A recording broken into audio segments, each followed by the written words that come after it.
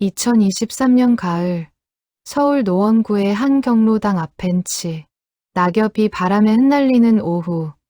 82세 박종훈은 늘 그랬듯 낡은 가방을 무릎 위에 올려놓고 앉아 있었다. 주름진 손이 가방 안쪽 주머니를 더듬었다. 그곳에는 언제나 똑같은 물건이 들어 있었다. 비닐 코팅된 흑백 사진 한 장. 사진 속에는 5살쯤 되어 보이는 여자아이가 있었다.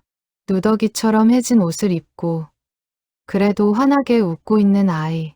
사진 뒷면에는 희미한 글씨로 순이 1951년 여름이라고 적혀 있었다. 박종훈은 그 사진을 하루에도 수십 번씩 꺼내 보았다. 70년이라는 세월 동안 그는 단 하루도 그 사진을 멀리한 적이 없었다. 할아버지, 또 그 사진 보세요. 옆 벤치에 앉은 경로당 총무 김영희가 다가왔다. 그녀는 이미 박종훈의 사연을 잘 알고 있었다. 이 동네 사람들 치고 그의 이야기를 모르는 이가 없었다. 6.25 전쟁 때 헤어진 동생을 70년째 찾고 있다는 그 집념의 이야기를. 박종훈은 사진을 쓰다듬으며 작은 목소리로 중얼거렸다. 오늘따라 순이의 얼굴이 더 선명하게 보이네. 그의 눈가에 주름이 더 깊게 패였다. 나이가 들수록 기억은 희미해지는데 이상하게도 그날의 기억만큼은 더욱 선명해졌다. 1951년 1월 중공군이 서울로 밀려오던 그날 12살 소년이었던 그는 5살 동생 순이의 손을 꼭 잡고 피란길에 올랐다. 부모님은 이미 전쟁 초기에 돌아가셨다. 폭격으로 무너진 집 잔해 속에서 박종훈은 기적적으로 살아났지만 부모님은 그렇지 못했다. 그때부터 그는 순이의 오빠이자 부모였다. 겨우 12살의 소년이 5살 동생을 데리고 피란길에 오른 것이다. 형아, 배고파. 순이는 자주 울었다. 박종훈은 동생을 업고 때로는 손을 잡고 남쪽으로 걸었다. 서울에서 수원으로, 수원에서 대전으로, 대전에서 대구로, 그리고 마침내 부산까지. 그 긴 피란길 내내 그는 순이를 지켰다. 굶주림도, 추위도, 폭격의 공포도 모두 견뎌냈다. 부산에 도착했을 때는 이미 겨울이 깊어 있었다. 임시 수도가 된 부산은 피란민들로 넘쳐났다. 사람들은 역 앞 공터에, 산비탈에, 바닷가 모래밭에 판잣집을 짓고 살았다. 박종훈도 부산역 근처 골목에 천막을 치고 순이와 함께 지냈다. 낮에는 역 앞에서 구두를 닦았다. 미군들이 주는 동전 몇 푼으로 순이와 함께 먹을 주먹밥 하나를 샀다. 밤에는 추위에 떨며 순이를 꼭 껴안고 잠들었다. 힘들었지만 순이만 있으면 견딜 수 있었다. 동생의 작은 손, 잠든 얼굴, 아침마다 형아 하고 부르는 목소리. 그것이 박종훈이 살아가는 이유였다. 그러던 어느 봄날 아침이었다. 1951년 4월의 어느 화창한 날, 박종훈은 순이를 천막에 재워두고 일찍 역 앞으로 나갔다. 미군 부대에서 나온 군인들이 아침 일찍 구두를 맡기곤 했기 때문이다. 조금만 일찍 나가면 일거리가 많았다. 순이야, 형아 금방 올게. 여기서 꼼짝 말고 있어. 순이는 고개를 끄덕이며 웃었다. 박종훈은 안심하고 천막을 나섰다. 2시간 일하고 돌아오면 되리라 생각했다. 하지만 그날 역 앞은 유난히 사람이 많았다. 북에서 내려온 피란민 세 무리가 도착했고 거기에 물자를 나르는 군용 트럭까지 뒤엉켜 아수라장이 되어 있었다. 박종훈은 서둘러 일을 마치고 천막으로 돌아갔다. 그런데 천막 안에 순이가 없었다. 이불도 옷가지도 그대로인데 순이만 사라져 있었다. 가슴이 철렁 내려앉았다. 순이야, 순이야. 그는 미친 듯이 골목을 뛰어다녔다. 역 앞 광장도, 판잣집 사이 좁은 길도, 바닷가 모래밭도 모조리 뒤졌다. 하지만 순이는 어디에도 없었다. 해가 지고 어둠이 내려도 그는 멈추지 않았다. 목이 쉬도록 동생의 이름을 불렀다. 사흘이 지났다. 일주일이 지났다. 박종훈은 밥도 제대로 먹지 못한 채 부산 전역을 헤맸다. 고아원마다 찾아가 순이를 찾았다. 경찰서에도, 구호소에도, 병원에도 갔다. 하지만 5살짜리 여자아이를 찾는다는 것은 모래사장에서 바늘 찾기나 다름없었다.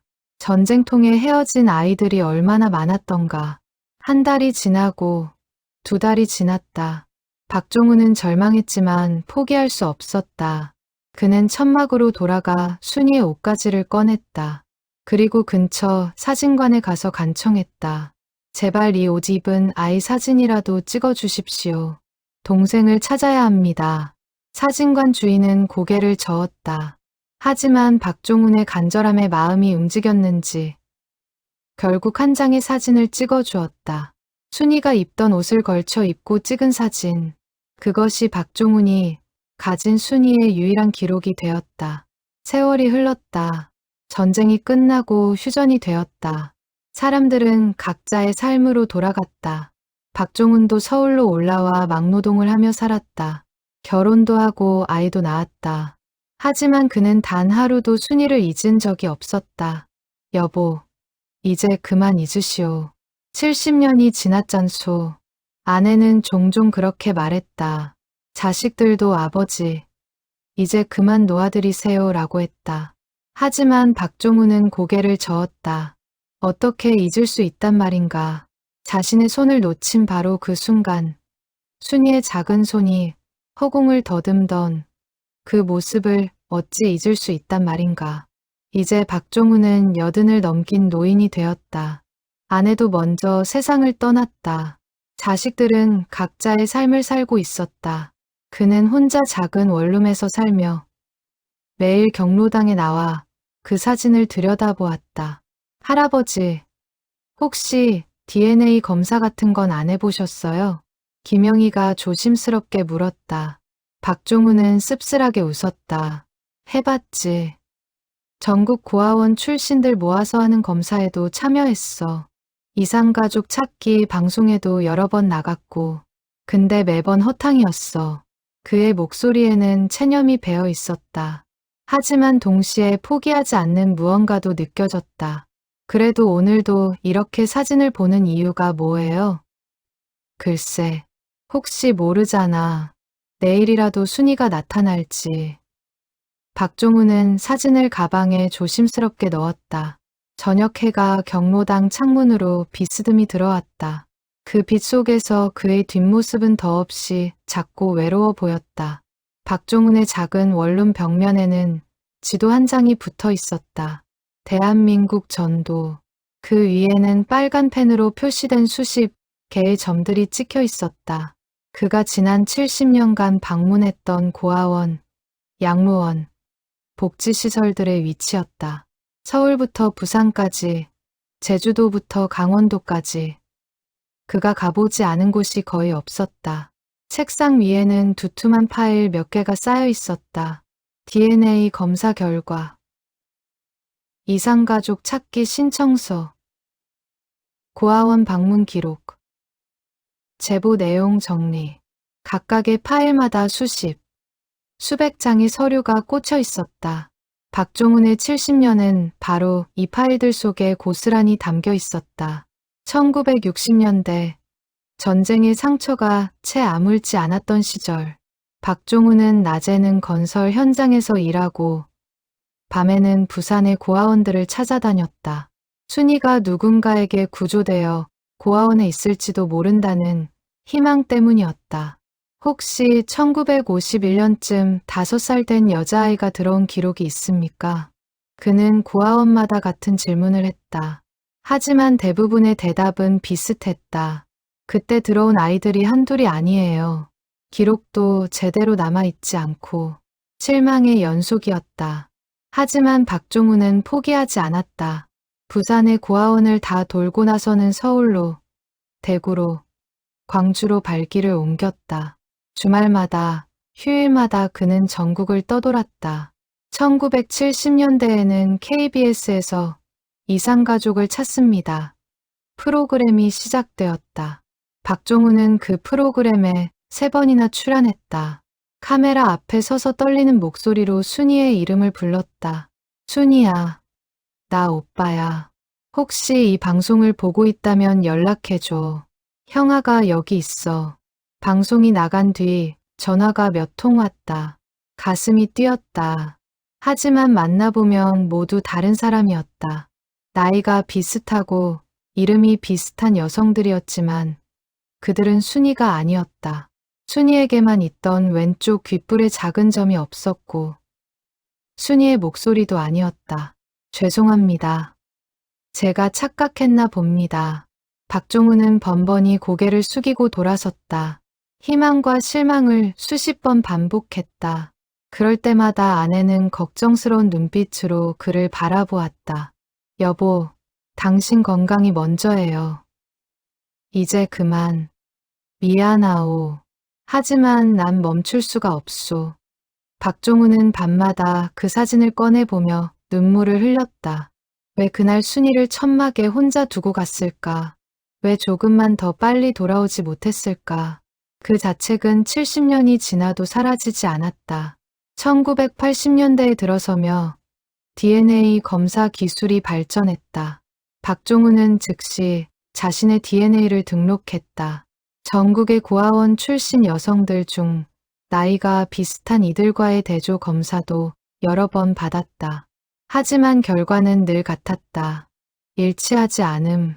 퇴직금도 연금도 대부분 순이를 찾는 데 써버렸다. 전국을 돌아다니는 교통비, 숙박비, 검사비. 자식들은 아버지의 집념을 이해하면서도 한편으로는 안타까워했다. 아버지, 그 돈으로 편하게 사세요. 이제 나이도 있으신데. 아니다. 순이를 찾기 전에는 편할 수가 없어.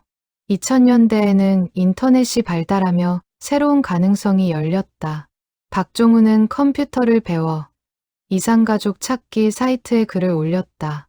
사진을 스캔해서 올리고 순이의 특징을 상세히 적었다. 1946년생으로 추정, 왼쪽 귓불에 작은 점, 1951년 4월 부산에서 실종, 당시 누더기 옷 착용, 오른손 새끼손가락 끝마디가 약간 휘어짐. 댓글이 달렸다. 혹시 제 이모가 아닐까요? 저희 어머니와 비슷한 것 같은데요. 그럴 때마다 박종훈은 설레는 마음으로 연락을 취했다. 하지만 결과는 언제나 같았다. 아니었다. 아내가 세상을 떠나던 날, 박종훈은 병상 옆에서 사진을 꺼내 들었다. 아내는 힘없는 손으로 그의 손을 잡았다. 여보, 미안하오. 평생 순이 찾느라 당신한테 소홀했소. 괜찮아요. 당신이 순이를 그토록 사랑한다는 걸 알았으니까요. 부디 꼭 찾으세요. 그것이 아내의 마지막 말이었다. 박종훈은 장례를 치르고 나서도 순이 찾기를 멈추지 않았다. 오히려 더 필사적이 되었다. 이제 남은 시간이 많지 않다는 것을 알았기 때문이다. 2010년대에는 SNS를 통해 더 많은 사람들에게 도움을 요청했다. 페이스북에 글을 올리고 카페에 가입해 사연을 공유했다. 몇몇 방송국에서 연락이 와 다큐멘터리 촬영을 제안하기도 했다. 박종훈은 모두 수락했다. 조금이라도 더 많은 사람들이 보면 혹시 순이가 볼 수도 있지 않을까 하는 마음에서였다. 그러던 2023년 여름, 한 가지 희망이 생겼다. 정부에서 6.25 전쟁 당시 헤어진 가족들을 위한 대규모 DNA 데이터베이스를 구축한다는 소식이었다. 박종훈은 즉시 신청했다. 그리고 기다렸다. 석 달이 지났다. 어느 가을날 오후, 박종훈의 휴대전화가 울렸다. 모르는 번호였다. 여보세요?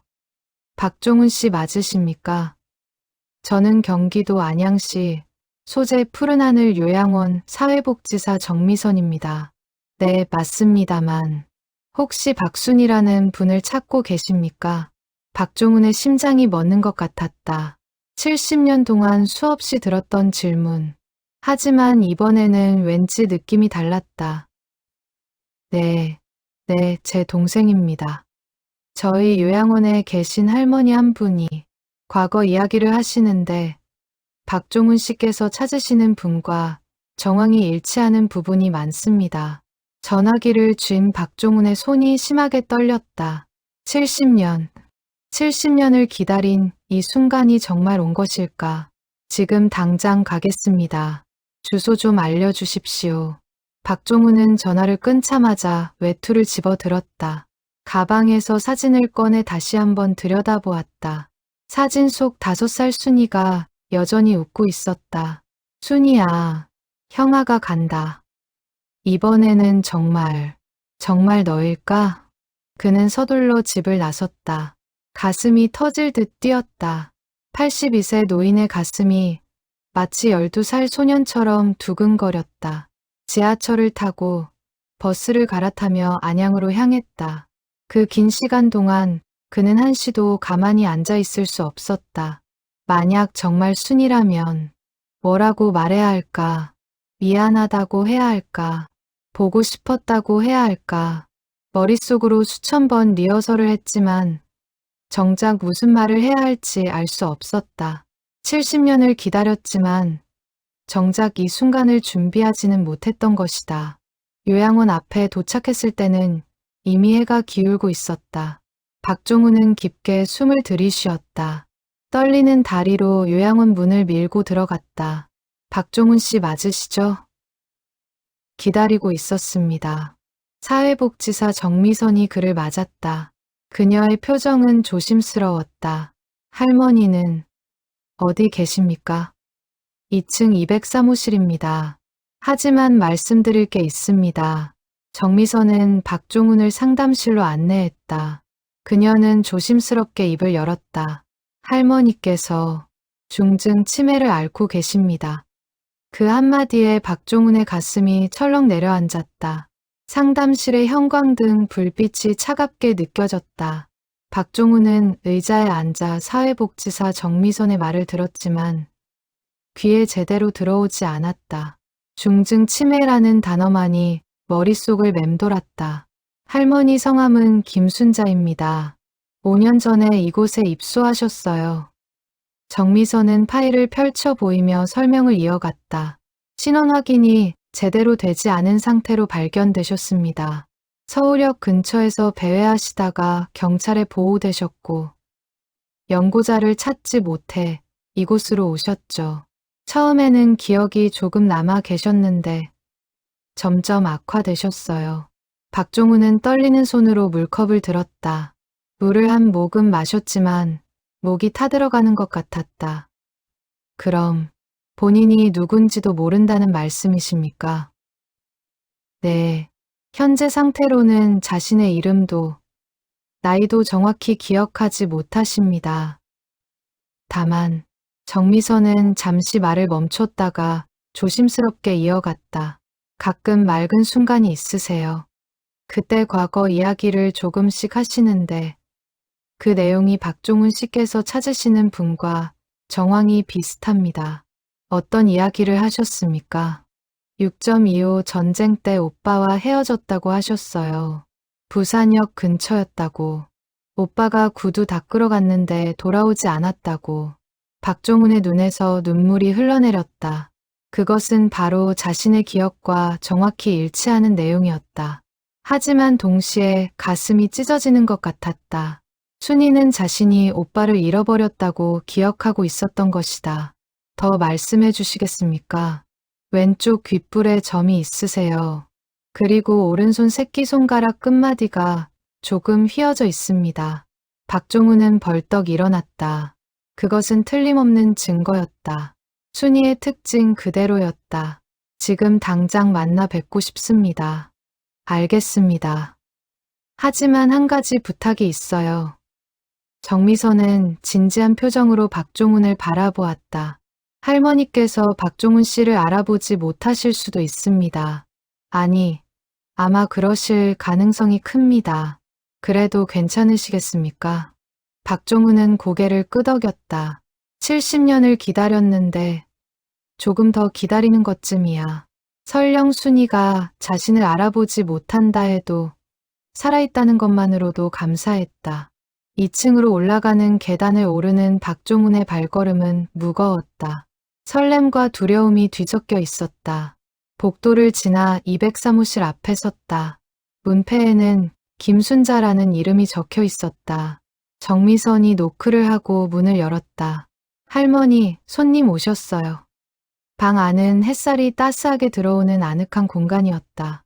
창가에 놓인 의자에 작은 할머니 한 분이 앉아 계셨다. 흰 머리, 주름진 얼굴, 작은 체구. 박종훈은 그 뒷모습만 봐도 알 수 있었다. 순이었다. 할머니가 천천히 고개를 돌렸다. 박종훈과 눈이 마주쳤다. 70년 만의 재회. 하지만 할머니의 눈빛은 낯선 사람을 보는 것과 다르지 않았다. 안녕하세요. 박종훈은 떨리는 목소리로 인사했다. 할머니는 고개를 살짝 까닥이며 미소를 지었다. 하지만 그 미소에는 알아봄의 기쁨이 없었다. 단지 낯선 손님에게 보이는 예의 바른 미소일 뿐이었다. 박종훈은 천천히 다가가 할머니 앞에 앉았다. 가까이서 보니 더욱 확실했다. 왼쪽 귓불의 작은 점, 눈매의 모양, 입술의 선, 모두 기억 속 순이와 똑같았다. 70년이라는 세월이 흘렀지만 그 얼굴 어딘가에는 5살 소녀의 모습이 여전히 남아 있었다. 순이야. 박종훈이 작게 불렀다. 할머니는 고개를 갸우뚱했다. 순이가 누구세요?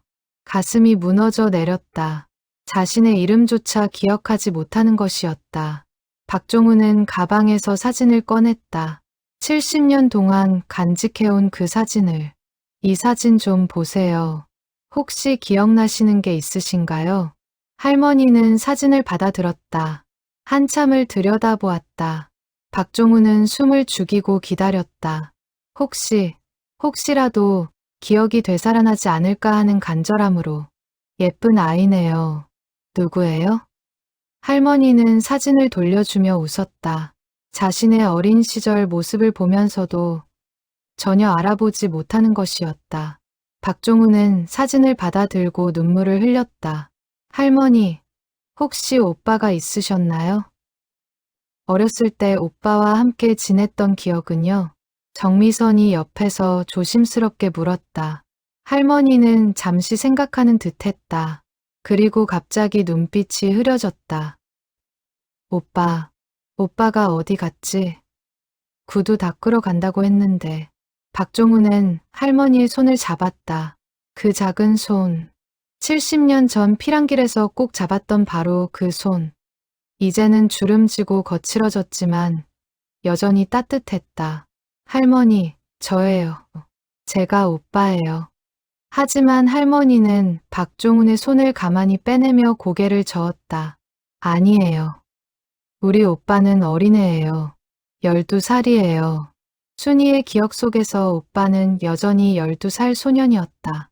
눈앞에 82세의 노인과는 연결되지 않는 것이었다.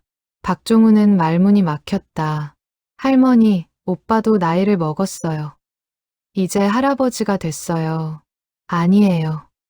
우리 오빠는 키가 작아요. 저보다 조금 커요. 할머니는 손으로 키를 가리키며 말했다. 그리고 갑자기 눈물을 흘리기 시작했다.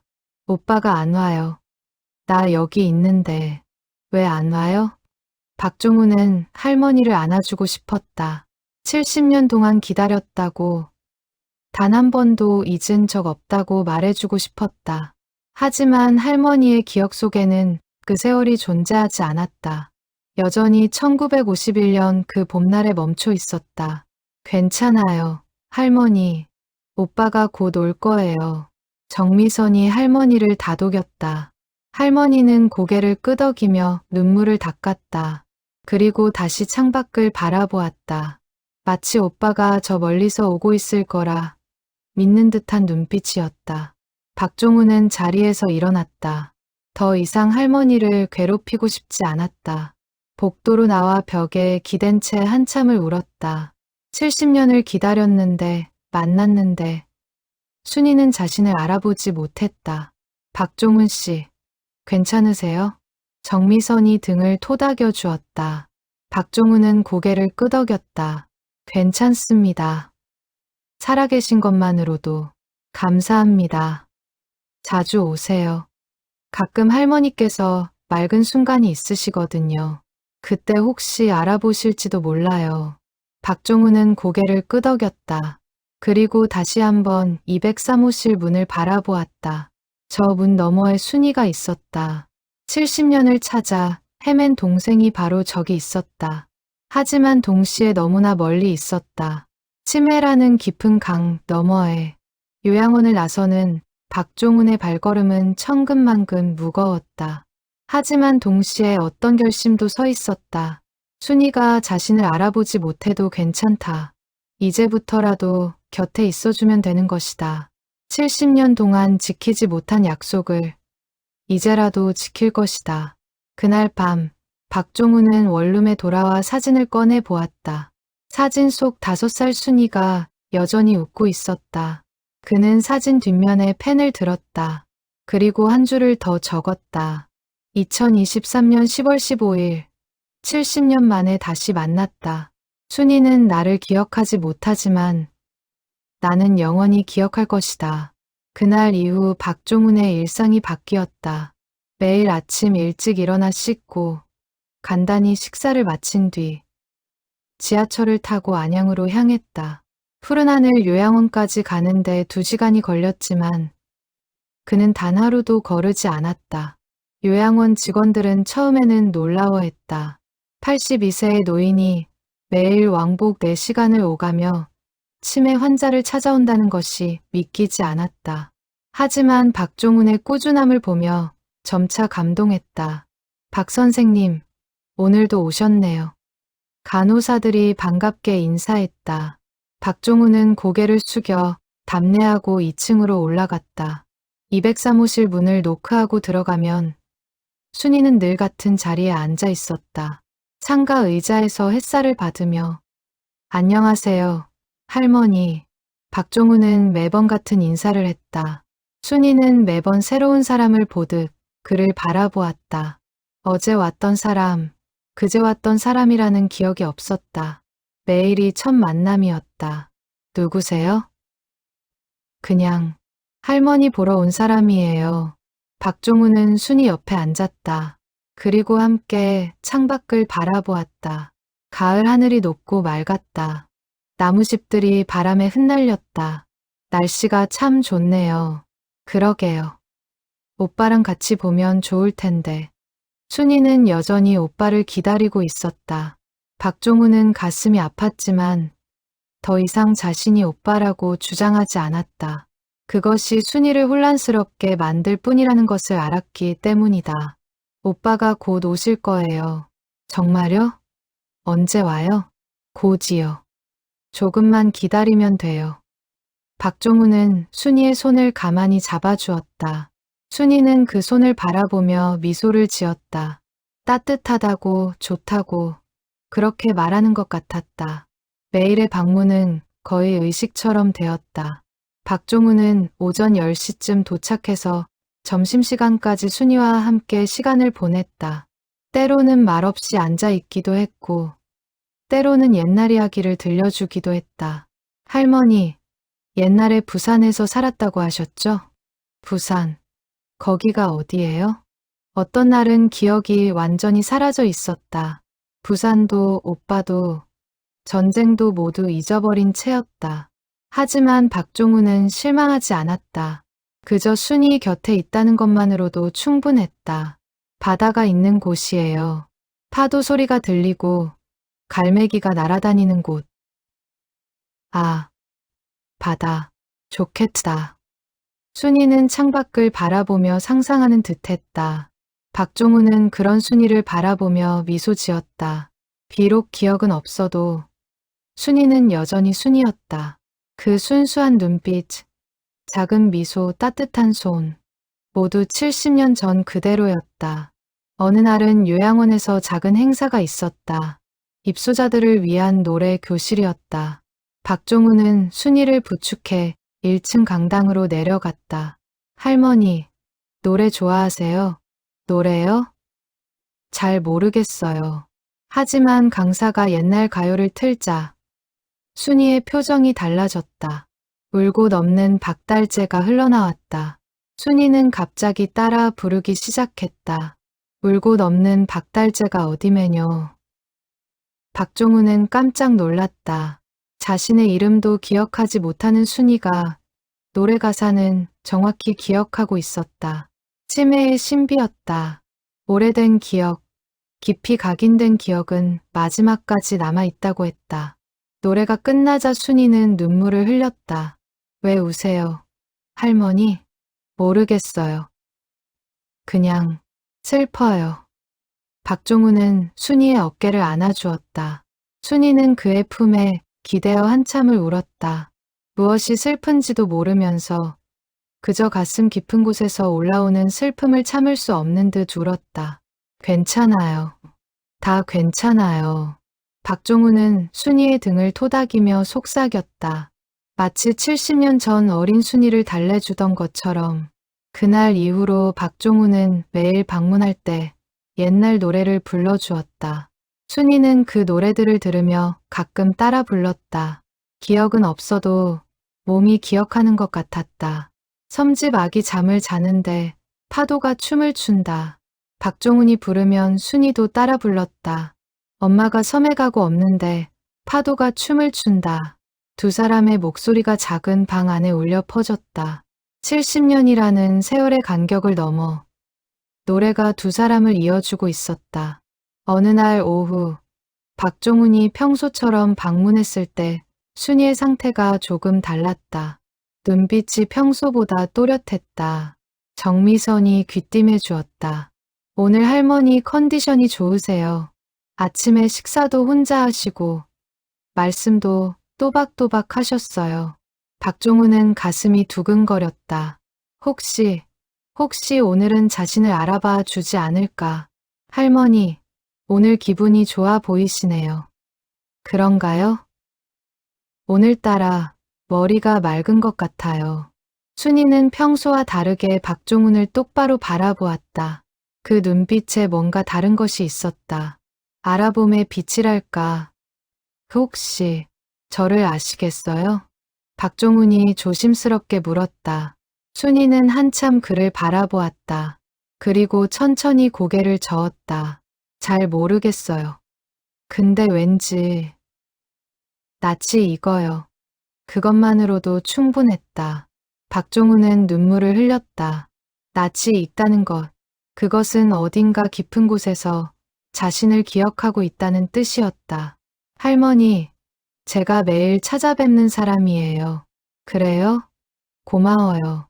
왜 저한테 이렇게 잘해주세요? 그냥 할머니가 소중한 분이라서요. 박종훈은 더 이상 말하지 않았다.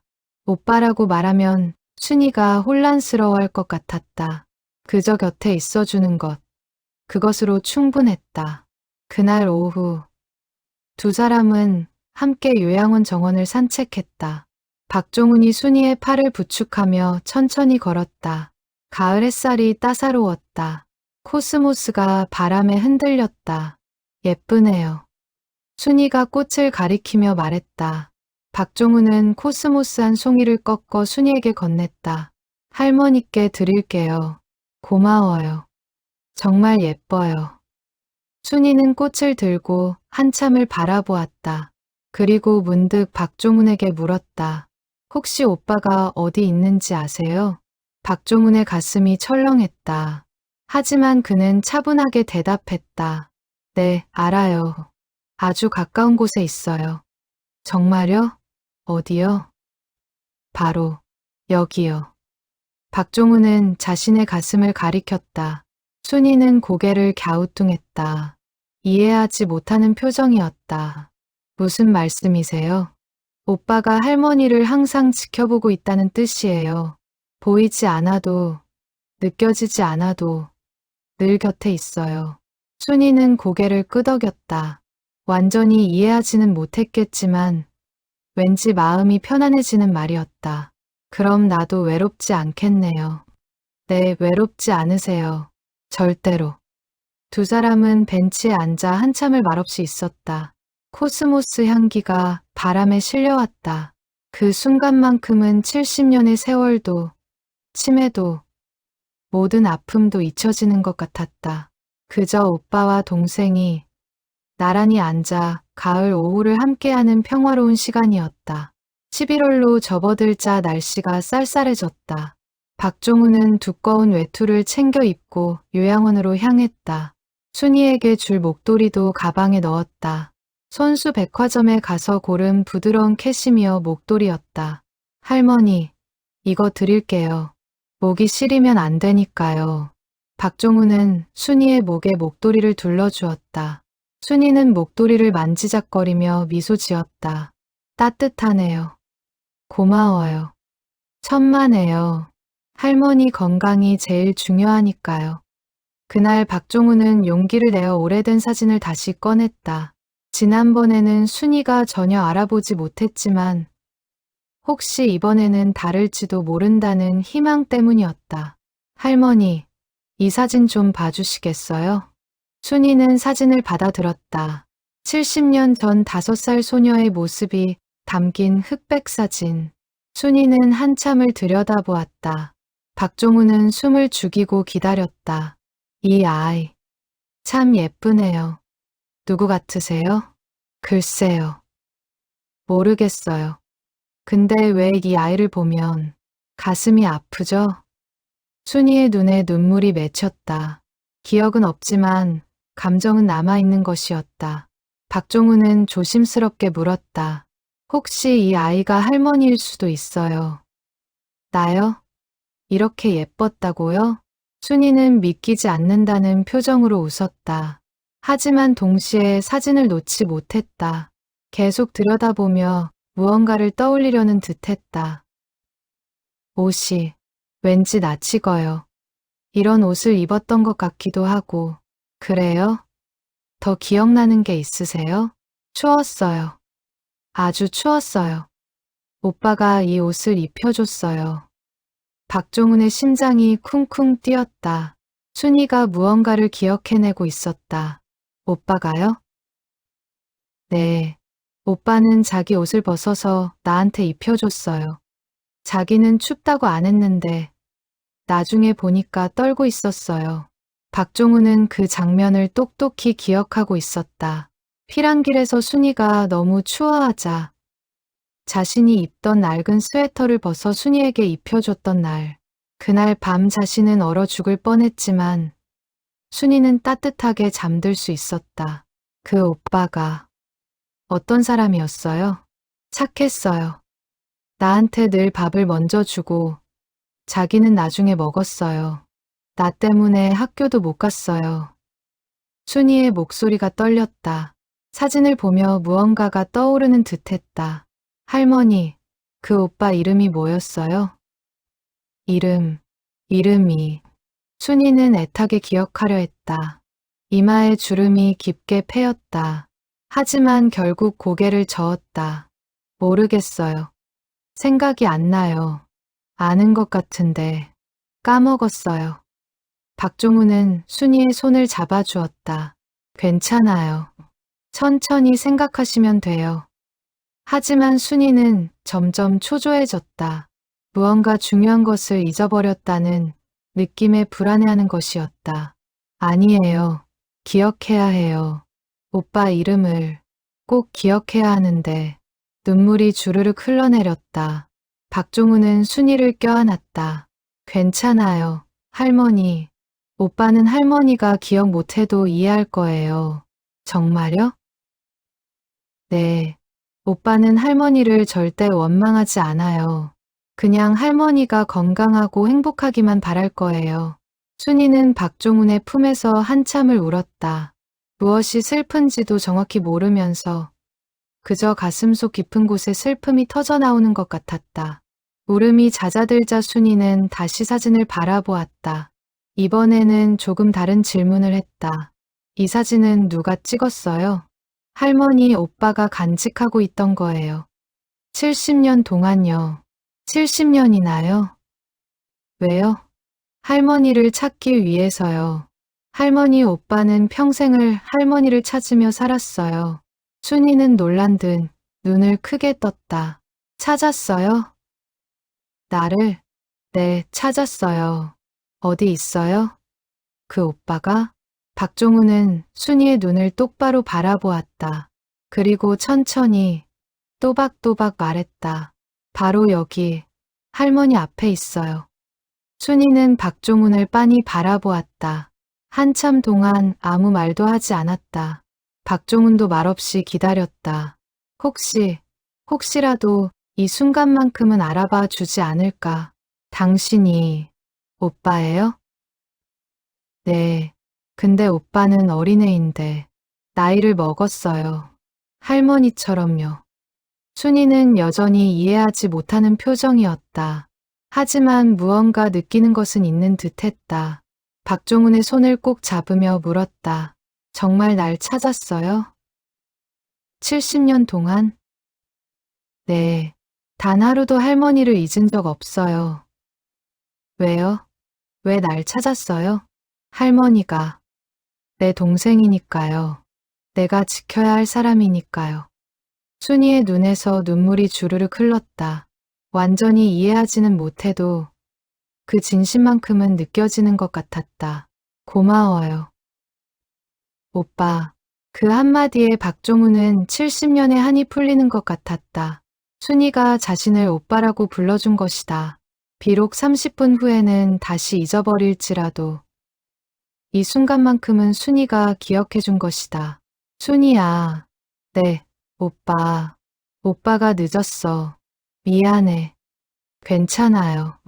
이렇게 찾아왔잖아요. 두 사람은 서로를 껴안고 한참을 울었다. 70년이라는 세월. 전쟁이 앗아간 시간. 치매가 가로막은 기억. 모든 것이 이 한순간의 포옹 속에 녹아내렸다. 하지만 그 순간은 길게 지속되지 않았다. 30분쯤 지나자 순이의 눈빛이 다시 흐려졌다. 박종훈의 손을 놓으며 물었다. 누구세요? 저는 할머니 친구예요. 박종훈은 더 이상 오빠라고 말하지 않았다. 순이를 혼란스럽게 만들고 싶지 않았다. 아, 친구, 반가워요. 순이는 다시 창밖을 바라보았다. 방금 전의 대화, 눈물, 포옹, 모두 사라져버렸다. 하지만 박종훈은 괜찮았다. 그 짧은 순간이라도 순이가 자신을 알아봐 준 것만으로도 충분했다. 박종훈은 사진을 가방에 넣으며 생각했다. 이 사진은 이제 순이에게 줘야 하는 것 아닐까. 70년 동안 자신이 간직했지만 이제는 순이 곁에 두는 것이 맞을 것 같았다. 할머니, 이 사진 할머니 방에 두고 가도 될까요? 사진요? 네, 괜찮아요. 박종훈은 사진을 액자에 넣어 순이 방벽에 걸어주었다. 침대에서 눈을 뜨면 바로 보이는 위치에 순이가 비록 기억하지 못해도 매일 아침 이 사진을 보며 하루를 시작할 수 있도록 예쁘네요. 순이가 사진을 보며 미소 지었다. 박종훈도 미소 지었다. 이제 사진 속 순이와 진짜 순이가 함께 있게 되었다.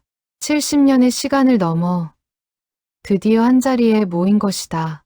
12월이 되자 요양원 앞마당에 눈이 내렸다. 첫눈이었다. 박종훈은 창가에 앉은 순이와 함께 눈 내리는 풍경을 바라보았다. 예쁘죠, 할머니? 네, 정말 예뻐요. 눈이 내리면 뭔가 생각나는 것 같아요. 무엇이 생각나세요? 잘 모르겠어요. 근데 눈만 보면 가슴이 아파요. 박종훈은 알고 있었다. 순이가 사라진 그해 겨울도 눈이 많이 내렸다. 부산에서 순이를 찾아 헤매던 그날들. 하얀 눈밭을 뒤지며 동생의 이름을 불렀던 기억. 순이의 몸은 그것을 기억하고 있는 것이었다. 할머니, 밖에 나가실래요? 눈을 가까이서 보시면 기분이 좋아질지도 몰라요. 좋아요. 박종훈은 순이를 휠체어에 앉히고 1층 정원으로 나갔다. 눈은 여전히 소복소복 내리고 있었다. 순이는 손을 뻗어 눈송이를 받았다. 차가워요. 근데 예뻐요. 그렇죠. 눈은 차갑지만 아름다워요. 두 사람은 한참을 눈 내리는 정원에 있었다. 순이는 눈송이를 바라보며 무언가를 떠올리려는 듯했다. 박종훈은 말없이 지켜보았다. 오빠가 눈사람을 만들어줬어요. 순이가 갑자기 말했다. 박종훈은 깜짝 놀랐다. 그것은 정확한 기억이었다. 피랑길에서 잠시 쉬던 어느 겨울날, 박종훈은 순이를 위해 작은 눈사람을 만들어줬었다. 그래요? 어떤 눈사람이었어요?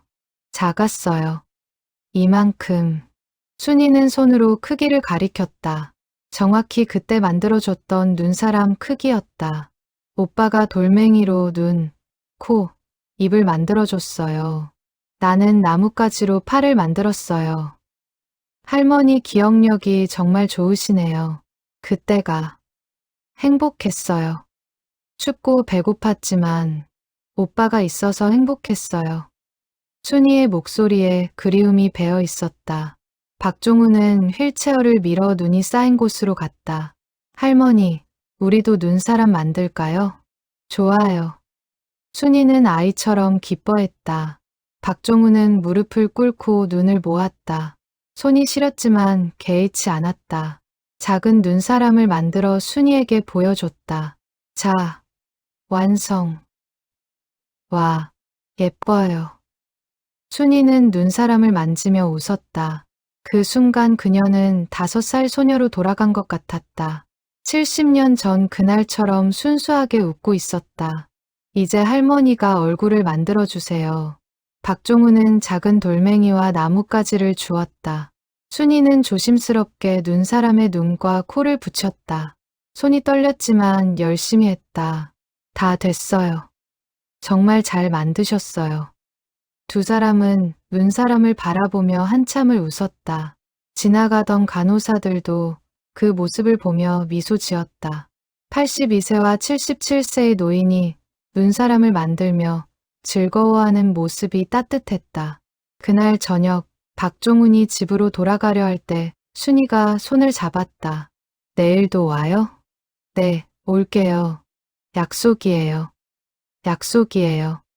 박종훈은 순이의 손을 꼭 잡아주었다. 순이는 안심한 듯 미소 지었다. 비록 내일이 되면 오늘을 기억하지 못하겠지만 이 순간만큼은 확실한 약속이었다. 크리스마스가 다가왔다. 요양원 로비에는 크리스마스 트리가 세워졌다. 박종훈은 순이를 위해 작은 선물을 준비했다. 부드러운 털실로 짠 손수건이었다. 순이의 이니셜 S를 수놓아 넣었다. 할머니, 메리 크리스마스. 크리스마스요? 오늘이 크리스마스예요. 네, 그래서 작은 선물을 가져왔어요. 박종훈은 포장된 상자를 건넸다. 순이는 아이처럼 설레는 표정으로 포장을 뜯었다. 손수건을 꺼내보며 감탄했다. 예뻐요. 여기 글자는 뭐예요? S예요. 할머니, 이름 첫 글자예요. 내 이름이 S로 시작해요. 순이는 자신의 이름조차 정확히 기억하지 못했다. 하지만 손수건을 소중히 쥐며 웃었다. 고마워요. 정말 예뻐요. 그날 오후, 요양원에서는 작은 크리스마스 파티가 열렸다. 입소자들과 가족들이 모여 캐럴을 부르고 케이크를 나눠 먹었다. 박종훈은 순이 옆에 앉아 함께 노래를 불렀다. 고요한 밤, 거룩한 밤. 순이도 따라 불렀다.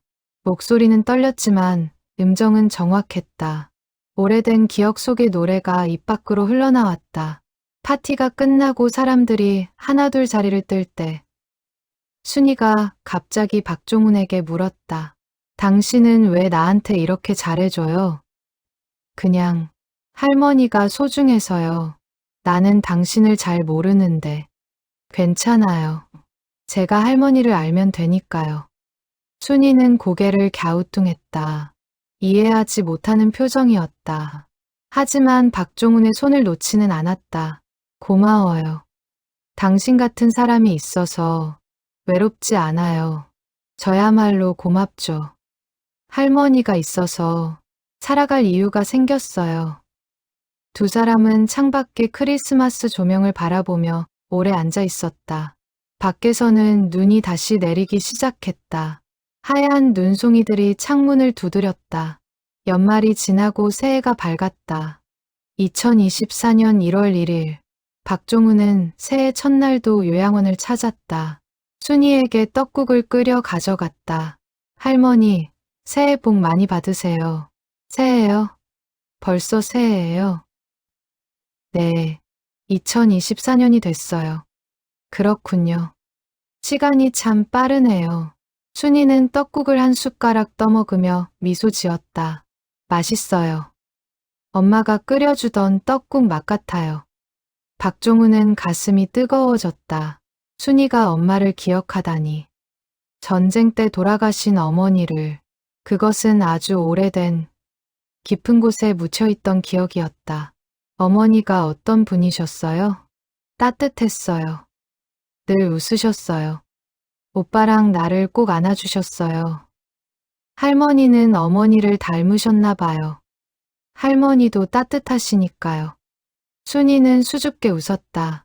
그리고 문득 슬픈 표정이 되었다. 엄마는 어디 갔을까요? 하늘나라에 계실 거예요. 할머니를 지켜보고 계실 거예요. 그럴까요? 네, 분명히요. 박종훈은 순이와 함께 떡국을 먹으며 새해 소망을 빌었다. 순이가 조금이라도 더 건강하기를, 조금이라도 덜 아프기를, 그리고 가끔이라도 자신을 알아봐 주기를. 욕심 같아서는 매일 기억해줬으면 좋겠지만 일주일에 한 번이라도, 한 달에 한 번이라도 괜찮았다. 할머니, 올해도 제가 자주 올게요. 고마워요. 당신이 오면 왠지 마음이 편해요. 저도요. 할머니 덕분에 살아갈 힘이 생겨요. 두 사람은 서로를 바라보며 미소 지었다. 창밖으로 새해의 햇살이 따사롭게 들어왔다. 봄이 찾아왔다.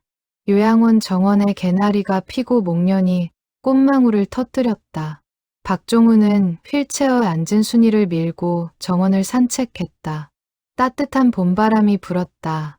할머니, 봄이에요. 봄, 좋네요. 순이는 개나리를 만지작거렸다. 노란 꽃잎이 그녀의 손끝에서 살랑거렸다. 예전에도 봄이 오면 오빠랑 꽃 구경을 갔어요. 어디로 가셨어요? 산에요. 진달래가 가득 핀 산. 오빠가 나를 업고 올라갔어요.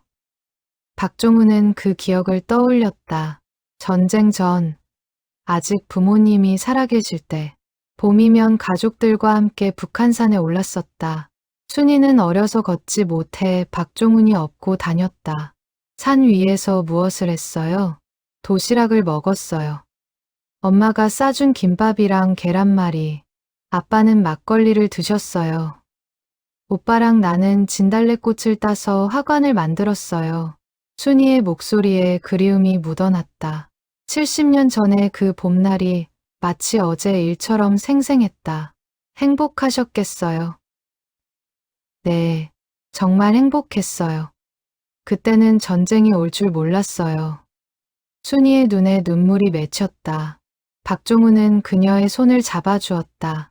그 행복했던 시간들은 여전히 할머니 안에 살아있어요.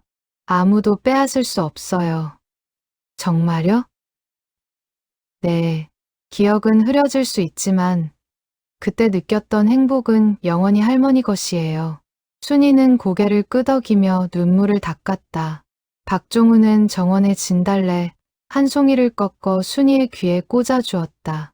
70년 전처럼요. 순이는 꽃을 만지작거리며 웃었다. 그 순간 그녀는 다시 어린 소녀가 된 것 같았다. 그날 오후, 요양원에서 작은 음악회가 열렸다. 인근 초등학교 학생들이 와서 노래를 불러주는 행사였다. 박종훈은 순이와 함께 1층 강당으로 내려갔다. 아이들이 동요를 부르기 시작했다. 봄나들이, 과수원길, 고향의 봄. 순이는 노래를 들으며 따라 불렀다. 그녀의 얼굴에 환한 미소가 떠올랐다. 우리 집 앞 강가에서 봄바람 불면 박종훈도 함께 불렀다. 두 사람의 목소리가 어우러졌다. 70년 전 그 봄날, 산에서 함께 불렀던 노래처럼 공연이 끝나고 한 어린 여학생이 순이에게 다가왔다. 할머니, 이거 드릴게요. 아이는 종이로 만든 꽃다발을 건넸다. 순이는 꽃다발을 받아 들고 한참을 바라보았다. 고마워, 아가야. 정말 예쁘구나. 할머니도 예뻐요. 아이는 환하게 웃으며 뛰어갔다. 순이는 꽃다발을 품에 안고 미소 지었다. 아이들이 참 천사 같아요. 그렇죠. 할머니도 저렇게 귀여웠을 거예요. 나요? 정말요? 네. 사진에서 봤어요. 정말 예뻤어요. 순이는 수줍게 웃었다. 박종훈은 그런 순이를 바라보며 생각했다. 비록 순이가 과거를 기억하지 못해도 이렇게 현재를 행복해 한다면 그것으로 충분하지 않을까. 사월이 깊어지며 날씨가 더욱 따뜻해졌다. 박종훈은 순이를 데리고 요양원 밖으로 나갔다. 근처 공원까지 산책을 하기로 했다. 할머니, 밖으로 나가실래요? 날씨가 정말 좋아요. 좋아요. 휠체어를 밀고 공원으로 향했다. 벚꽃이 만개한 길이었다. 순이는 벚꽃을 올려다보며 감탄했다. 와, 눈이 내리는 것 같아요. 바람이 불자 벚꽃잎들이 휘날렸다. 마치 봄눈처럼. 순이는 손을 뻗어 꽃잎을 받았다. 예뻐요. 정말 예뻐요. 박종훈은 벤치에 앉아 순이와 함께 벚꽃을 바라보았다. 사람들이 지나다니며 웃고 떠들었다. 아이들이 뛰어다니며 놀았다. 평화로운 봄날의 풍경이었다. 할머니, 행복하세요? 네, 정말 행복해요.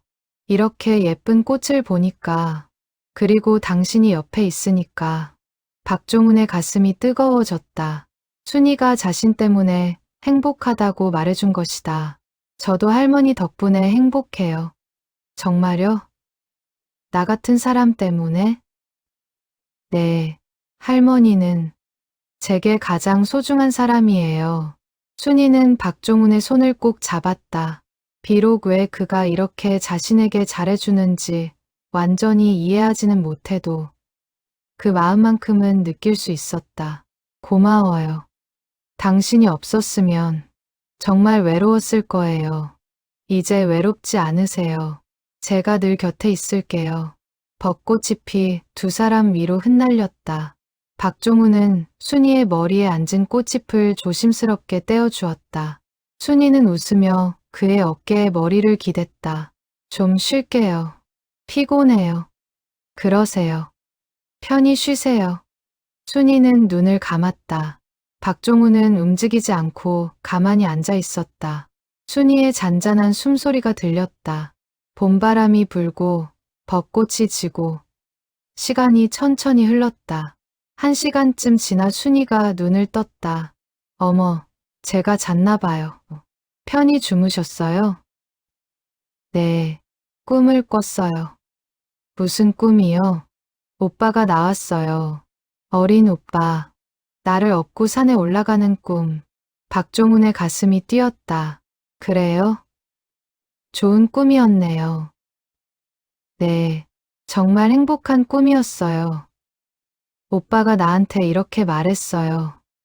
순이야, 형아가 항상 너 곁에 있어. 보이지 않아도 느껴지지 않아도 늘 너를 지켜보고 있어. 박종훈은 눈물을 참았다. 순이의 무의식 속 깊은 곳에서 오빠에 대한 기억이 꿈으로 나타난 것이었다. 그 오빠 말이 맞아요. 분명히 할머니 곁에 있을 거예요. 그럼 나는 외롭지 않겠네요. 네, 절대 외롭지 않으세요. 두 사람은 다시 벚꽃을 바라보았다. 해가 서쪽으로 기울며 공원에 황금빛이 내려앉았다. 하루가 저물어가고 있었다. 요양원으로 돌아가는 길, 순이가 문득 물었다. 당신 이름이 뭐예요? 박종훈이에요. 박종훈. 좋은 이름이네요. 나는 누구예요? 박순이세요. 박순이. 우리 성이 같네요. 네, 우연이에요. 박종훈은 거짓말을 했다.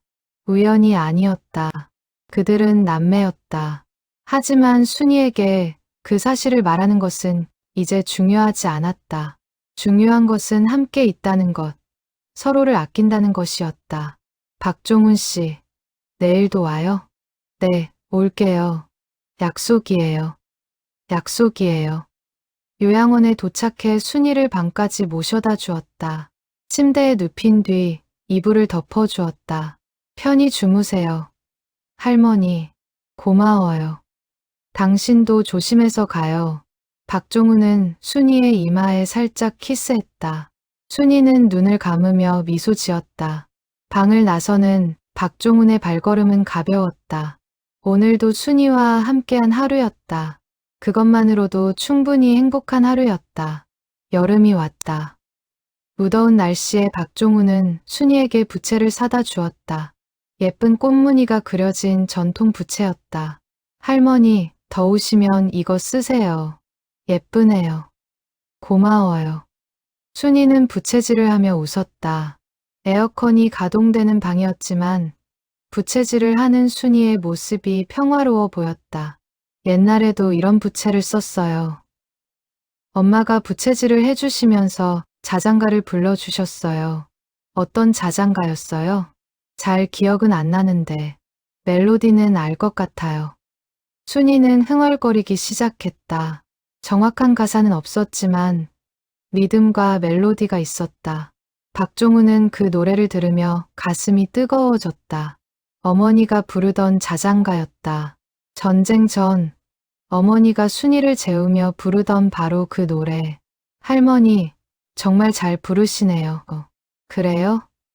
이상하게 이 노래만큼은 잊혀지지 않아요. 음악의 기억은 가장 깊은 곳에 남는다고 했다. 치매 환자들도 옛날 노래는 기억한다고. 순이도 그랬다.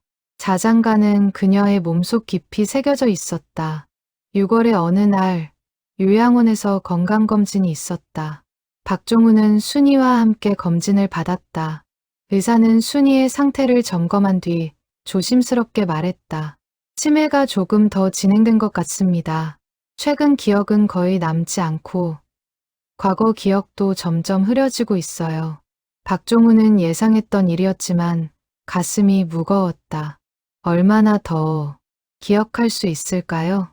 정확히 말씀드리기 어렵습니다. 환자마다 진행 속도가 다르니까요. 하지만 의사는 잠시 말을 멈췄다가 이어갔다. 가족의 사랑과 관심이 가장 좋은 치료법입니다. 박종훈 씨께서 이렇게 매일 찾아주시는 것만으로도 큰 도움이 됩니다. 제가 더 자주 와야 할까요? 지금도 충분히 잘하고 계십니다. 무리하지 마세요. 박종훈 씨 건강도 중요하니까요. 박종훈은 고개를 끄덕였다. 하지만 마음속으로는 다짐했다. 순이가 모든 것을 잊어버리기 전에 할 수 있는 한 많은 시간을 함께하리라고. 7월이 되자 폭염이 시작되었다. 박종훈은 더위에도 불구하고 매일 요양원을 찾았다. 어느 날 너무 더워 잠시 쉬어가라는 직원의 권유에도 그는 고개를 저었다. 괜찮습니다. 순이를 봐야 해요. 203호실에 들어서니 순이가 침대에 누워 있었다. 컨디션이 좋지 않아 보였다. 할머니, 어디 아프세요? 몸이 좀 무거워요. 나이 탓인가 봐요. 박종훈은 순이의 손을 잡았다. 손이 차가웠다. 제가 손 좀 주물러 드릴게요. 박종훈은 조심스럽게 순이의 손을 마사지했다. 순이는 눈을 감고 편안한 표정을 지었다. 기분이 좋아요. 고마워요. 천만에요. 더 해드릴까요? 아니요. 괜찮아요. 당신도 더운데. 미안해요. 미안할 것 없어요. 제가 하고 싶어서 하는 거예요. 순이는 박종훈을 바라보았다. 흐릿한 눈빛이었지만 그 속에 무언가 따뜻한 것이 느껴졌다. 당신은 정말 좋은 사람이에요. 할머니도요. 정말 좋은 분이세요. 나는 당신한테 해준 게 아무것도 없는데. 아니에요. 할머니는 제게 많은 걸 주셨어요. 뭐요? 살아갈 이유요. 매일 아침 눈 뜰 이유요. 할머니가 있어서 제 인생이 의미가 있어요. 순이의 눈에 눈물이 맺혔다. 왜 눈물이 나는지는 잘 몰랐지만 가슴이 뜨거워졌다. 고마워요. 정말 고마워요. 두 사람은 손을 맞잡고 한참을 말없이 있었다. 창밖으로 매미 소리가 들려왔다. 여름의 한가운데였다. 8월 어느 날 요양원에서 작은 축제가 열렸다. 여름 축제. 입소자들과 가족들이 모여 수박을 먹고 부채춤을 보는 행사였다. 박종우는 순이를 데리고 강당으로 내려갔다. 할머니, 시원한 수박 드실래요? 좋아요.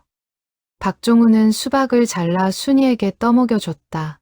순이는 맛있게 먹으며 웃었다. 달아요. 정말 맛있어요.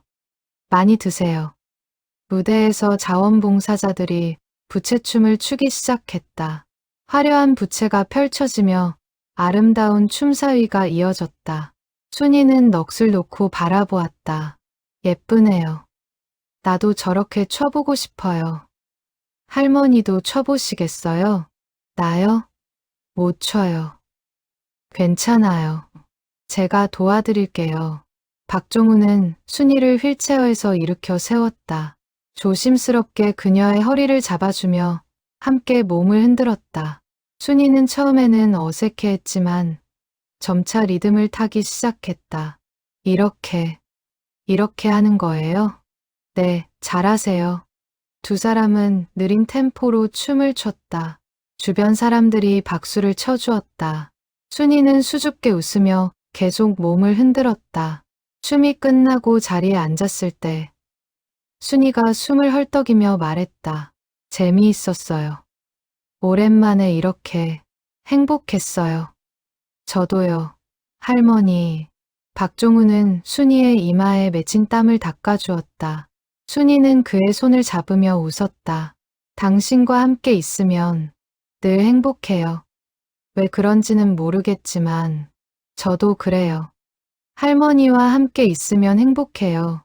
축제가 끝나고 방으로 돌아왔을 때 순이가 문득 물었다. 우리 언제부터 알았어요? 글쎄요. 아주 오래전부터요.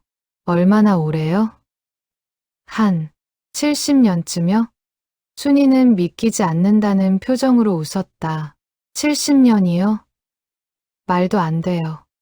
그럼 우리가 아기 때부터 알았다는 거예요? 비슷해요. 아주 어릴 때부터요. 그래요? 신기하네요. 그런데 나는 왜 기억이 안 나지? 박종우는 순이의 머리를 쓰다듬어 주었다. 괜찮아요. 제가 기억하니까요. 제가 대신 기억할게요. 고마워요. 당신이 기억해주면 나는 잊어버려도 괜찮겠네요. 그 말에 박종우는 가슴이 아팠다. 순이는 자신이 점점 잊어간다는 것을 어렴풋이 알고 있었다. 하지만 두려워하지 않았다. 누군가 대신 기억해준다면 괜찮다고 생각하는 것 같았다. 할머니, 약속해요. 제가 평생 기억할게요. 할머니의 모든 순간을요. 약속이에요? 약속이에요. 두 사람은 새끼손가락을 걸었다. 70년 전 어린 시절에 했던 것처럼 순이는 웃으며 새끼손가락을 흔들었다. 도장 찍어요. 엄지손가락을 맞댔다. 약속이 성립되었다. 순이는 만족스러운 표정으로 고개를 끄덕였다. 이제 안심이에요. 당신이 기억해 주니까요. 그날 밤, 박종우는 집으로 돌아가는 길에 생각했다. 순이의 기억이 점점 사라지고 있지만 자신의 기억은 더욱 선명해지고 있었다. 70년 전의 일들이, 최근 몇 달간의 일들이 모두 생생하게 남아 있었다. 그것으로 충분했다. 자신이 기억하는 한 순이는 영원히 살아있는 것이었다. 9월이 되자 날씨가 선선해졌다. 박종우는 순이에게 얇은 가디건을 사다 주었다. 하늘색 가디건. 순이가 좋아할 만한 색이었다. 할머니, 이거 입으세요. 선선해졌어요. 예쁘네요. 고마워요. 하지만 순이의 상태는 점점 나빠지고 있었다. 자주 졸았고 식사도 제대로 하지 못했다. 말수도 줄어들었다. 어느 날 박종훈이 찾아갔을 때 순이는 침대에 누워 천장을 바라보고 있었다. 할머니, 오늘 기분이 어떠세요? 순이는 고개를 돌려 박종훈을 보았다. 하지만 눈빛에 알아봄이 없었다. 누구세요? 저는 매일 찾아오는 사람이에요. 그래요? 죄송해요. 기억이 안 나네요. 박종훈은 익숙해진 대답이었지만 여전히 가슴이 아팠다. 괜찮아요. 제가 할머니 옆에 있어도 될까요? 네, 괜찮아요. 박종훈은 의자를 끌어당겨 순이 침대 옆에 앉았다. 순이의 손을 잡았다. 손이 더욱 작아진 것 같았다. 할머니, 제가 노래 불러드릴까요? 좋아요. 박종훈은 순이가 좋아하던 옛날 노래를 불렀다. 고향의 봄, 섬집 아기, 우리의 소원. 순이는 눈을 감고 들었다. 가끔 입술이 움직이는 것이 따라 부르는 것 같았다. 노래가 끝나자 순이가 작은 목소리로 말했다. 좋았어요. 당신 목소리 어디서 들어본 것 같아요. 박종훈의 가슴이 뛰었다. 어디서요? 잘 모르겠어요. 아주 옛날, 아주 오래전에. 순이는 그 이상 말하지 못했다. 하지만 박종훈은 알았다. 순이의 깊은 기억 속 어딘가에 자신의 목소리가 남아있는 것이었다. 70년 전 어린 오빠가 불러주던 자장가, 그 목소리가 시벌이 되었다. 박종훈이 순이를 처음 만난 지 꼭 1년이 되는 달이었다. 그는 작은 케이크를 준비해 갔다. 할머니, 우리가 다시 만난 지 1년이 됐어요. 그래요? 벌써 1년이나 됐어요? 네, 그동안 정말 행복했어요. 박종훈은 케이크에 초를 꽂고 불을 붙였다. 소원을 빌어보세요, 할머니. 순이는 초를 바라보며 잠시 생각했다. 그리고 눈을 감고 소원을 빌었다. 후 하고 초를 불었다. 무슨 소원 빌었어요? 비밀이에요. 말하면 안 이뤄진대요. 순이는 장난스럽게 웃었다. 박종훈도 웃으며 케이크를 잘랐다.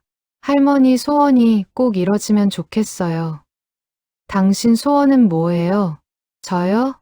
저는 할머니가 행복하시는 거요. 순이는 박종훈을 빤히 바라보았다. 그리고 천천히 말했다. 나는 이미 행복해요. 당신이 있어서요. 그 순간 순이의 눈빛이 조금 달라졌다. 마치 무언가를 알아보는 듯한. 박종훈은 가슴이 두근거렸다. 할머니, 당신, 혹시 우리가 옛날에 알았어요? 네, 알았어요. 언제요? 아주 오래전에요. 할머니가 어렸을 때요. 순이는 박종훈의 얼굴을 한참 들여다보았다. 그리고 눈물을 흘리기 시작했다. 왜 울게 되는지 모르겠어요. 근데 당신을 보면 가슴이 아파요. 박종훈도 눈물을 흘렸다. 순이가 무의식적으로라도 자신을 기억하고 있는 것이었다. 저도요. 할머니, 저도 할머니를 보면 가슴이 아파요. 왜요? 왜 아파요? 보고 싶었어요. 너무 오래 떨어져 있었어요. 순이는 박종훈의 손을 꼭 잡았다. 이제 안 떨어질 거예요? 네, 안 떨어질 거예요. 절대로요. 두 사람은 서로를 껴안고 한참을 울었다. 1년 동안 쌓인 감정이 70년 동안 묻어뒀던 그리움이 터져 나왔다. 울음이 잦아들자 순이가 말했다. 당신이 누군지 정확히는 모르겠어요. 하지만 당신이 소중한 사람이라는 건 알아요. 그것만으로도 충분해요, 할머니. 11월 초, 순이의 건강이 급격히 나빠졌다. 폐렴이 왔다. 의사는 조심스럽게 말했다. 나이가 많으시고 기력이 약해서 회복이 쉽지 않을 수 있습니다. 박종훈은 매일 아침부터 밤까지 순이 곁을 지켰다. 집에도 가지 않고 요양원 휴게실에서 잠을 잤다. 박 선생님, 건강 챙기셔야죠. 간호사들이 걱정했지만 박종훈은 고개를 저었다. 괜찮습니다. 순이 곁에 있어야 해요. 순이는 대부분의 시간을 잠으로 보냈다. 가끔 깨어나면 박종훈을 보고 미소 지었다. 당신 또 왔어요? 네, 할머니. 늘 여기 있어요. 고마워요. 당신이 있어서 외롭지 않아요. 어느 날 밤, 순이가 갑자기 눈을 번쩍 떴다. 평소보다 또렷한 눈빛이었다. 종훈아. 박종훈은 깜짝 놀랐다. 순이가 자신의 이름을 불렀다. 처음으로. 네, 순이야. 나 여기 있어. 형아. 형아 맞지? 응, 나야. 오빠야.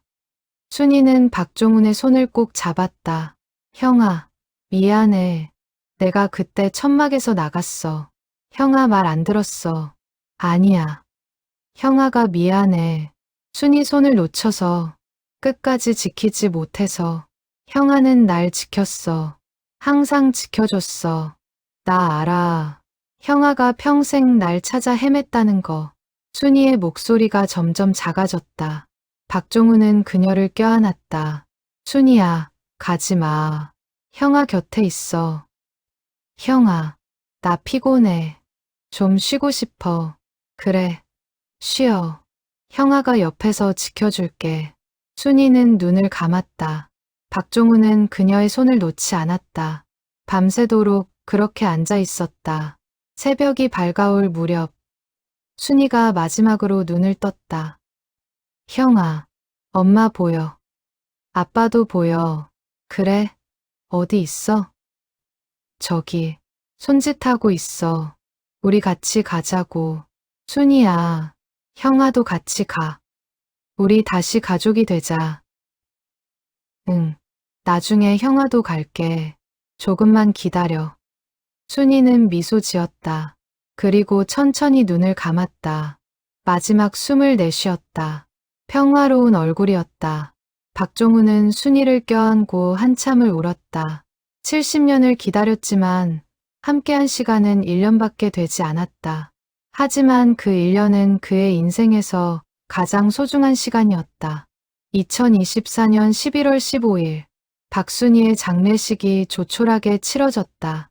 요양원 직원들과 몇몇 봉사자들이 참석했다. 박종훈은 상주로 앉아 조문객들을 맞았다. 고인과 무슨 관계이십니까? 누군가 물었다. 박종훈은 잠시 망설이다가 대답했다. 동생입니다. 70년 만에 다시 만난 동생이요. 사람들은 고개를 끄덕이며 위로했다. 하지만 그 누구도 이 70년의 이야기를 완전히 이해할 수는 없었다. 박종훈과 순이만이 아는 둘만의 긴 여정이었다. 장례를 치르며 박종훈은 순이의 유품을 정리했다. 많지 않았다. 옷 몇 벌, 책 몇 권, 그리고 방벽에 걸려있던 사진 한 장. 70년 전 5살 순이의 모습. 박종훈은 그 사진을 가슴에 품었다. 70년 동안 간직했던 사진이, 순이와 함께 1년을 보낸 사진이 이제 다시 자신에게 돌아왔다. 장례식이 끝나고 박종훈은 순이의 유골함을 들고 부산으로 향했다. 그들이 처음 헤어졌던 그곳, 부산역 근처로. 순이야, 우리 고향에 가자. 우리가 마지막으로 함께 있던 곳으로. 부산역은 70년 전과는 완전히 달라져 있었다. 판잣집은 사라지고 고층 빌딩이 들어섰다. 하지만 박종훈은 정확히 기억하고 있었다. 순이와 함께 살던 천막이 있던 자리를. 그곳은 지금 작은 공원이 되어 있었다. 박종훈은 벤치에 앉아 유골함을 무릎에 올려놓았다. 순이야, 여기야. 우리가 함께 살던 곳, 기억나니? 바람이 불었다. 따뜻한 가을 바람. 박종훈은 유골함을 쓰다듬으며 70년 전을 떠올렸다. 그때 형아가 너를 잃어버렸어. 미안해. 정말 미안해. 눈물이 흘렀다. 70년 동안 삼켰던 눈물이 터져 나왔다. 하지만 다시 찾았어. 늦었지만 다시 만났어. 그것만으로도 감사해. 박종훈은 가방에서 편지 한 통을 꺼냈다. 순이가 세상을 떠난 후 밤새워 쓴 편지였다. 순이에게, 형아야. 70년 동안 너를 찾아 헤맸어. 단 하루도 너를 잊은 적 없었어. 내가 어디 있는지, 어떻게 지내는지, 행복한지 궁금했어. 다시 만났을 때 너는 나를 알아보지 못했어. 치매 때문에 모든 걸 잊어버렸지. 처음에는 가슴이 아팠어. 70년을 기다렸는데 알아보지 못하다니. 하지만 곧 깨달았어. 중요한 건 기억이 아니라는 걸. 함께 있다는 것. 그 자체가 중요한 거였어. 우리가 함께한 1년. 그 시간이 형아 인생에서 가장 행복한 시간이었어. 내 손을 잡고, 내 옆에 앉아, 내 웃음을 보고, 내 목소리를 듣고, 그것만으로도 충분했어. 마지막 순간, 내가 나를 알아봐줘서 고마워. 형아라고 불러줘서 고마워. 그 한마디로 70년의 한이 풀렸어. 이제 너는 엄마, 아빠 곁에 있겠지. 행복하게 잘 지내. 형아도 곧 갈게. 그때 다시 만나자. 그때는 우리 모두 어린 시절로 돌아가서 다시 가족이 되어 행복하게 살자. 사랑한다. 순이야. 영원히. 형아가 편지를 읽으며 박종훈은 또 울었다.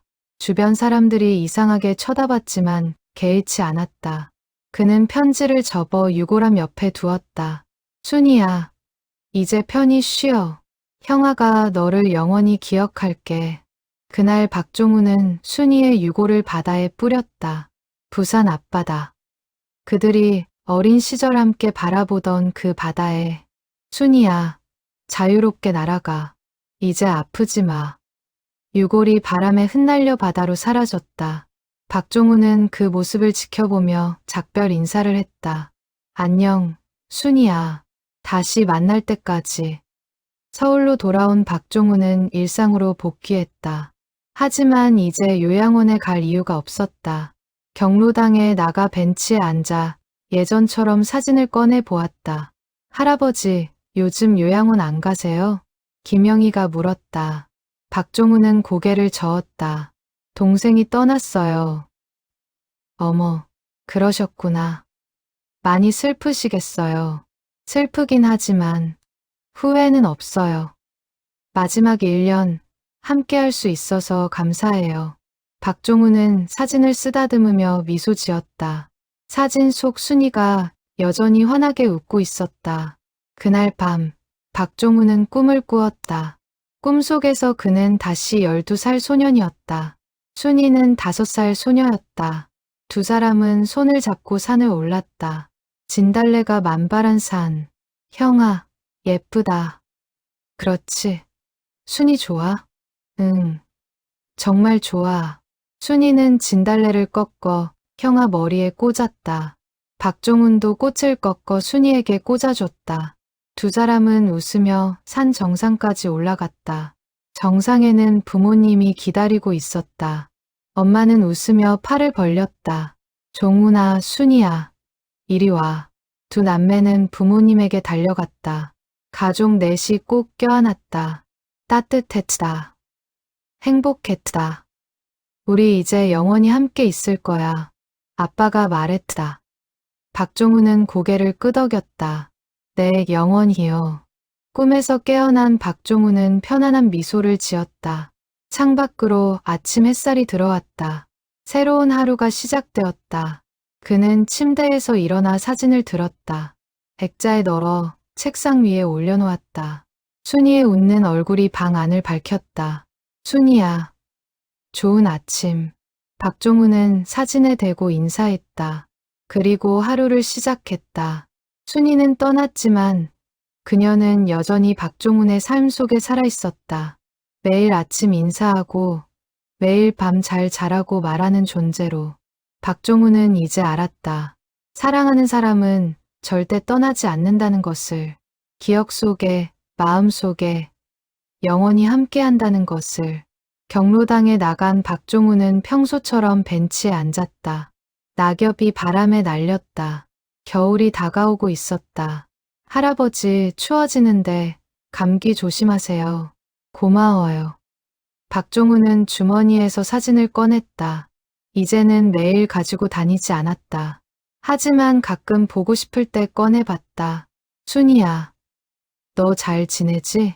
사진 속 순이는 대답 없이 웃고 있었다. 박종훈도 웃었다. 형아도 잘 지내. 너 걱정하지 마. 바람이 불었다. 낙엽이 춤을 췄다. 박종훈은 눈을 감고 그 바람을 느꼈다.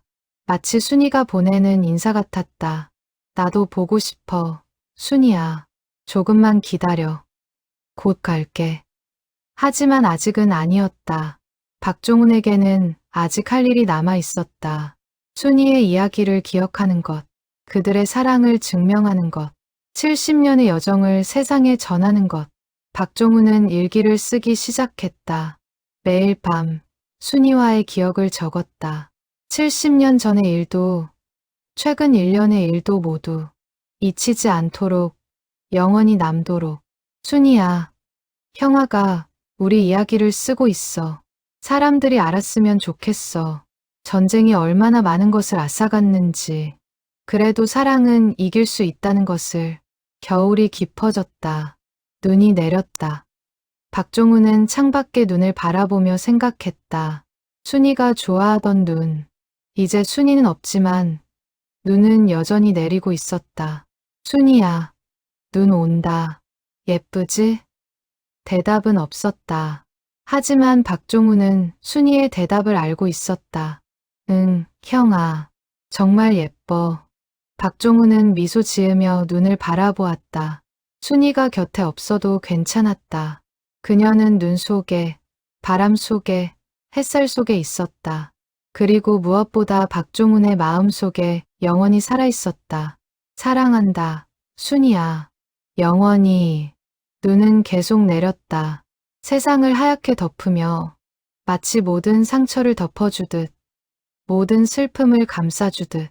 박종훈은 그 눈 속에서 평화를 느꼈다. 이야기는 끝났지만 사랑은 끝나지 않았다. 박종훈과 순이의 사랑은 시간을 넘어, 죽음을 넘어 영원히 계속될 것이었다. 그리고 언젠가 두 사람은 다시 만날 것이다. 그때는 전쟁도, 이별도, 치매도 없는 곳에서, 영원히 함께할 수 있는 그곳에서 다시 만날 때까지. 순이야, 형아가 항상 너를 사랑해. 눈은 멈추지 않고 내렸다. 세상을 덮으며 새로운 시작을 약속하며